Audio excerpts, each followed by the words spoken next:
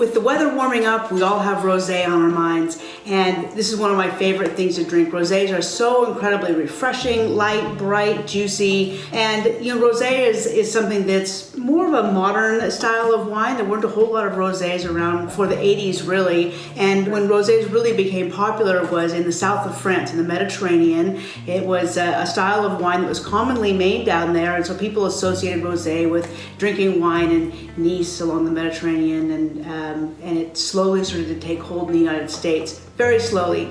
Of course, the first thing that most people associate with rosé is white Zinfandel, and in fact that's sort of the lower end of the wine styles of rosé. I have a really great old bottle of white Zinfandel here that's probably not tasting very good right now, but that's an example of a style that most people relate to. It's very fruity, and in fact white Zinfandel is just a rosé of Zinfandel, which is a red grape, and it's made with residual sugar, so it's sweet, it's fresh, it's fruity, pretty simple stuff. So let's talk about how rosé is made. There's really a whole range of styles. Predominantly, the way that rosé is made is something that's called saignée. And saignée is French for bleeding off. And what it means is that as they're making red wine, they'll sometimes open the tap on the side of the tank and bleed off a little bit of wine while it's fermenting. That wine that they've bled off is this color, and what's left in the tank now has a higher ratio of grape skins to grape juice, and so you end up with a wine that's really concentrated, really dark, really powerful.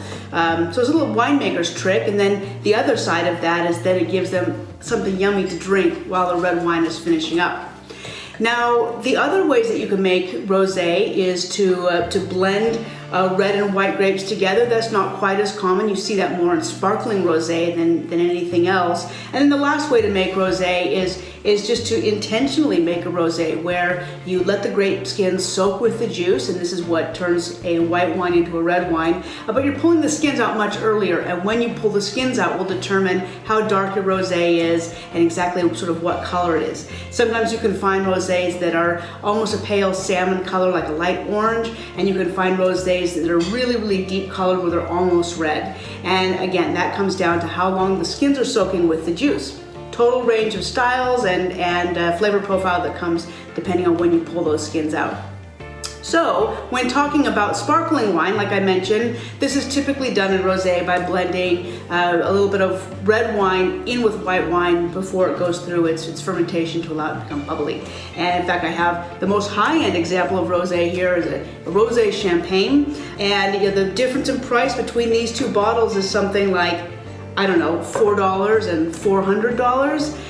By no means do you have to spend $400 on rosé. It typically is pretty inexpensive, really approachable, really delicious. At Cooper's Hawk, we have our sparkling rosé, which is made in the same style as this Krug champagne. It goes through 2 fermentations. The first one to make a still wine, and then they blend Chardonnay and Syrah from Washington State, and then it goes through a second fermentation, getting that nice, rich complexity that you expect out of great champagne. And this is delicious, really fresh and juicy and vibrant, a lot of complexity to it. And then of course we have our classic rosé. This is one of the things I'll be drinking a lot of this summer. And it's just so pretty. You get these really nice flavors of strawberry, actually almost more like these white strawberries. These beautiful strawberries from Driscoll's that aren't that sweet. They have a nice savory quality to them, really tangy acidity, and are just so mouth-watering. And this rosé has all of those kinds of notes, kind of perfumey as well, but fairly dry, and just, again, something you want to go back for more and more and more. Then our last wine here isn't really a rosé, it's a little something different. It is, of course, our rhubarb wine, which is made with fresh rhubarb. All of that color comes from the great red color that you see in the rhubarb stems. So to make this wine, we take rhubarb, which does not have a lot of sugar in it, as I'm sure you know. We crush that rhubarb, and we actually have to add some sugar in order to get the fermentation going and give that wine a little bit of weight and alcohol, and then we sweeten it just a touch at the end, and that wine is just delicious. It's not overly sweet. It's a perfect summer wine. I love it in a sangria with strawberries, and it's also really great all on its own.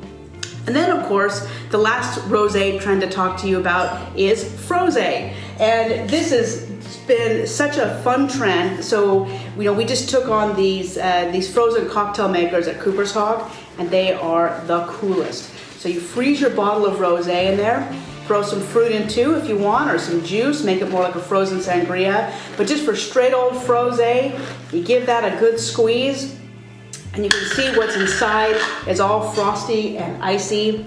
And on a hot summer day, I'll tell you, there's nothing more refreshing than a nice glass of frosé. So this will melt fast and be more drinkable. Right now, it's almost like a big slushy. It's just looking yummy. So there you have it. A little rosé or some frosé. Happy summer.